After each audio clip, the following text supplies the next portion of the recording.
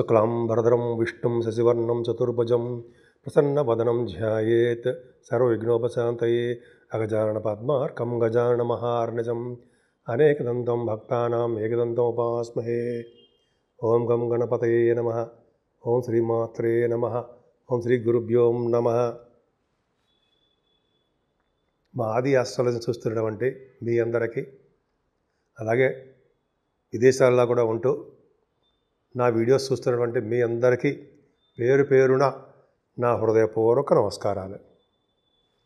ఇప్పుడు మనం 16 ఏప్రిల్ నుంచి 30 ఏప్రిల్ అంటే 16th ఏప్రిల్ నుంచి 30th ఏప్రిల్ అంటే 15 days ఏప్రిల్లో ఎలా ఉండబోతోంది అంటే మేషరాశి నుంచి మీనరాశి వరకు కూడా ఈ రాశుల వాళ్ళ ప్రభావం ఎలా ఉండబోతుందో ఇప్పుడు తెలుసుకుందాం. దానికంటే ముందర మీరు మీ జాతకాలు చూపించుకోదలుచుకుంటే మా ఆది ఆస్ట్రాలజీని కన్సల్ట్ చేయండి. ముఖ్యంగా మీ date of birth, time of birth most important అండి, అంటే ప్లేస్ ఆఫ్ బర్త్, ఈ 3 ఇంపార్టెంట్ అనమాట. ఉంటే మీరు ఏ ప్రాబ్లమ్స్ ఏమైనా ఉన్నా కూడా నాకు ఫోన్ చేస్తే నేను తప్పకుండా పరిష్కార మార్గాలు నేనే మీకు సూచిస్తాను.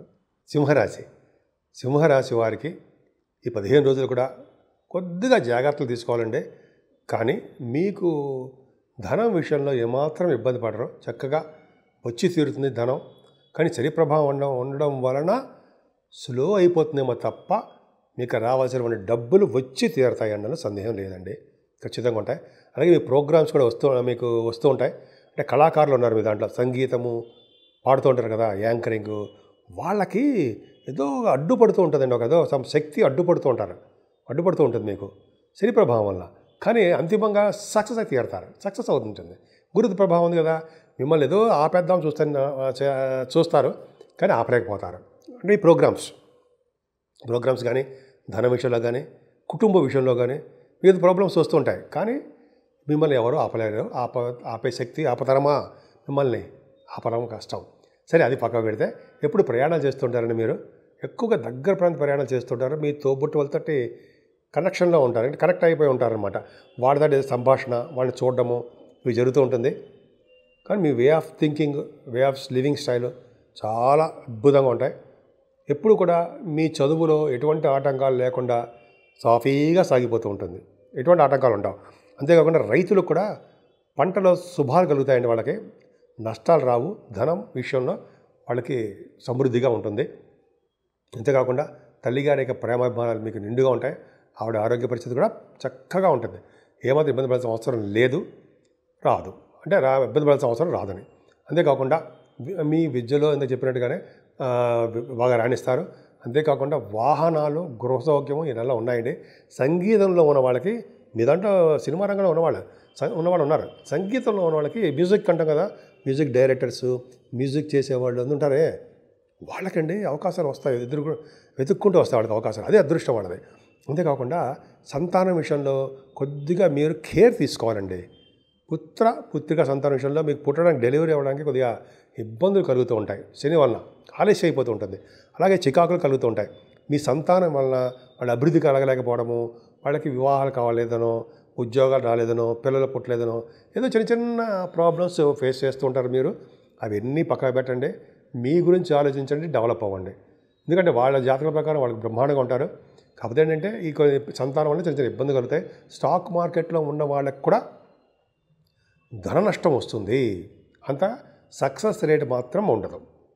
ఏదేమైనా మీ మామయ్య గారు ఉంటారు సరే, మేనమామలు, వాళ్ళకి కలిసి వస్తుందండి. అంతేకాకుండా స్టాంపింగ్ అవ్వడానికి, విదేశాలు వెళ్ళడానికి అవకాశాలు ఎక్కువ ఉంటాయి. శత్రువులు అనేవాళ్ళు మీ దగ్గర చేరరు. శత్రువులు ఒకవేళ మిమ్మల్ని చూస్తే మిమ్మల్ని మిత్రులుగా మారిపోతుంటారు. అంతటి ఔన్నత్యం మీలో ఉంటుంది. విధంగా చాలా ఓర్పు సహనం ఎక్కువ, కాకపోతే కోపం కూడా ఎక్కువ, మాట పరుషం ఎక్కువ. అక్కడ కొద్దిగా మీరు జాగ్రత్తగా మాట్లాడేటప్పుడు జాగ్రత్తగా ఉండండి. సరే, అది పక్క పెడితే మీ భార్యాభర్తల విషయంలో చిన్న మనస్పర్ధలు రావడానికి అవకాశం ఉందండి, కొద్దిగా జాగ్రత్తగానే ఉండాలి. భార్యాభర్తల విషయంలో కబుక్కుని పోట్లాడుకోకండి. తాత్కాలికమే విని, అంటే విడిపోవడం కానీ, దూరంగా ఉండడం కానీ కొంచెం జరుగుతుంది. అది వివాద వేడుకలు స్లో అయిపోవడం కానీ జరుగుతూ ఉంటాయి. మరి ఏం ఇవ్వడం అవసరం లేదు, దానికి మన రెమెడీస్ కూడా చెప్పుకోవచ్చు. లాస్ట్లో మనం చెప్పుకుందామండి నేను.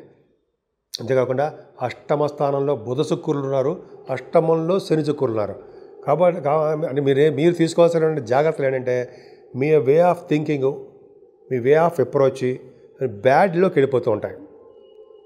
అంటే మంచిగా ఆలోచించాల్సిన విషయాలన్నీ కూడా పక్కదారిని వక్ర మార్గంలో వెళ్ళిపోవడానికి అవకాశాలు ఉన్నాయి. సూచనలు మాత్రమే, అంతే తప్ప మిమ్మల్ని భయపెట్టడం కోసమనో భయభ్రాంతులను గురి చేయడం కోసమనో ఏమీ కాదు. బ్రహ్మాండంగా మీరు సక్సెస్ అవ్వచ్చు. విన్నారు కదా, శని ప్రభావం ఉందండి మీకు అష్టమ స్థానంలో. శని రాహులు తక్కువ, అదే ప్రభావం మీకు ఉంది. ఆరోగ్యం తక్కువగా ఉంటుంది. ఆరోగ్యం భద్రత ఎక్కువ చూసుకోవాలండి. కొంతమందికి లారీలకు సంబంధించిన విషయాల్లో ప్రాబ్లమ్స్ ఎదురవుతూ ఉంటాయి, సక్సెస్ కాలేకపోతుంటారు. అందుకని చెప్పి శ్రీరామచంద్రుని కొలిస్తే అవన్నీ కూడా దూరం అయిపోవడానికి అవకాశాలు ఉన్నాయి. సో అష్టమ స్థానం మీకు అంత అద్భుతంగా లేదండి. తలవంతరంభగా వచ్చే ధనయోగం మాత్రం మీకు బాగా మెండుగా ఉంది. మీ రాశ్యాధిపతి భాగ్యస్థానంలో ఉన్నాడు రవి.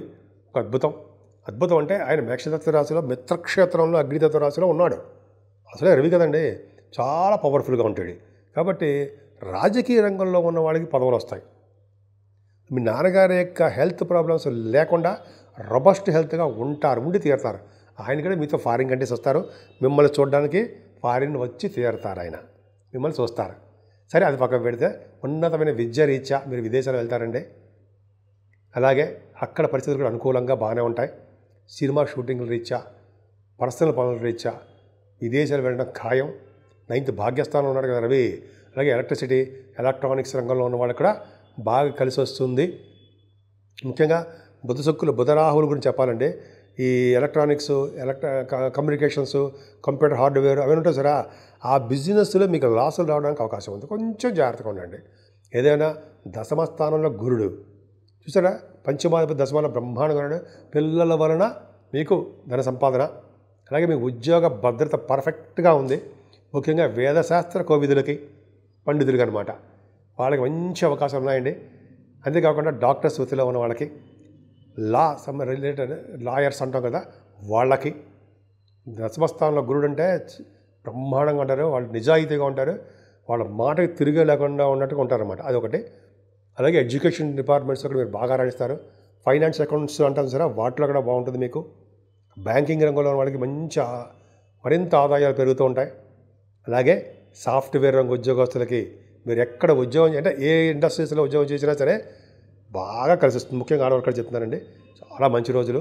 మీకు ఒక్క అష్టమ స్థానం మాత్రం కొద్దిగా ఇబ్బందికరంగా ఉంది. భాగ్యంలో కూడా రవి, ముఖ్యంగా లాభస్థానంలో గురుడే, దశమస్థానంలో గురుడు కాపాడుతాడండి.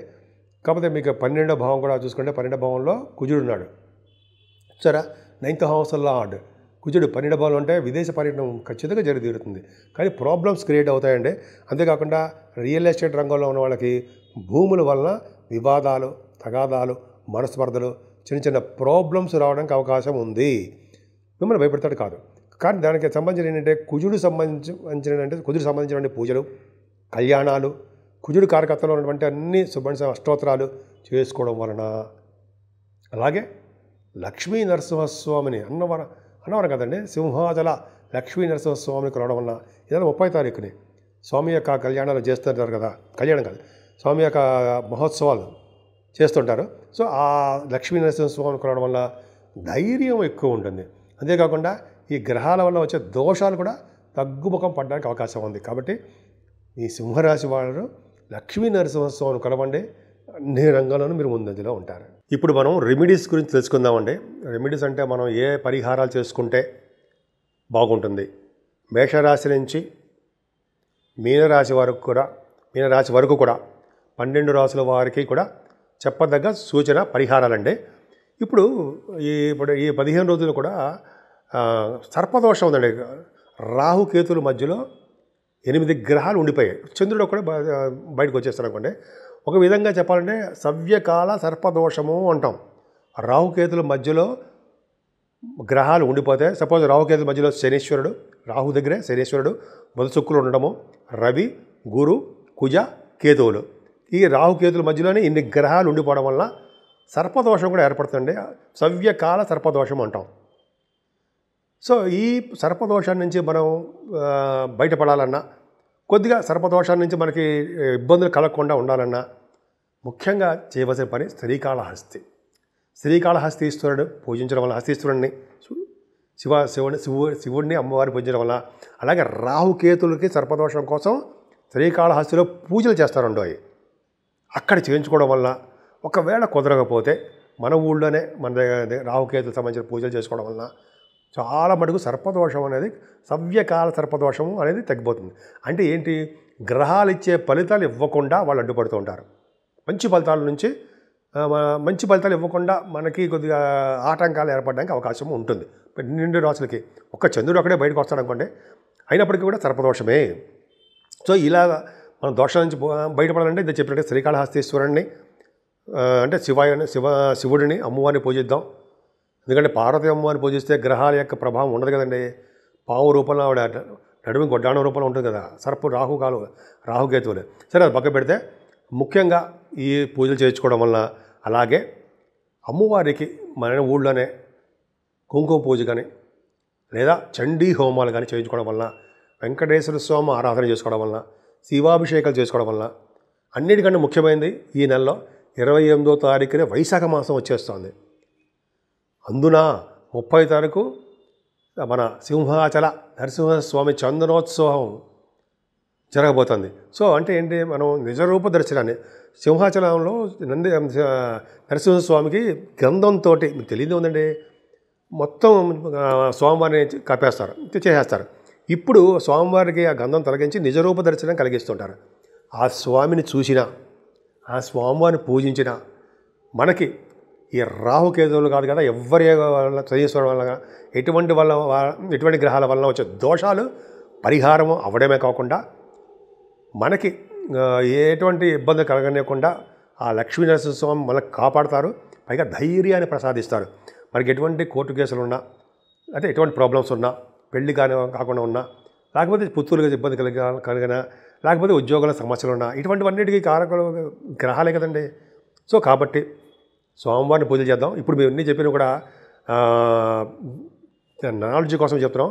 మీ కష్టాన్ని నమ్ముకోండి. మీరు ఎప్పుడైనా సరే మనం అనేది గ్రహాలనేది మేము చెప్తూ ఉంటాం, మీకు మనం దాన్ని రెమెడీ చేస్తూ ఉంటాం. కానీ కష్టాన్ని నమ్ముకున్న వాడు ఎప్పటికీ చెడిపోడు. అంటే నిజాయితీగా కష్టపడి డెడికేటెడ్గా నిమగ్నమైపోయి చేస్తుంటారు ఉంటారు చూసారా, మీలాంటి వాళ్ళు కష్టపడతారే, వాళ్ళకి తిరుగులేని సామ్రాజ్యం, తిరిగే ఉండదు లైఫ్లో. సో కష్టపడండి, ప్రతి దాంట్లోనూ విజయం పొందండి.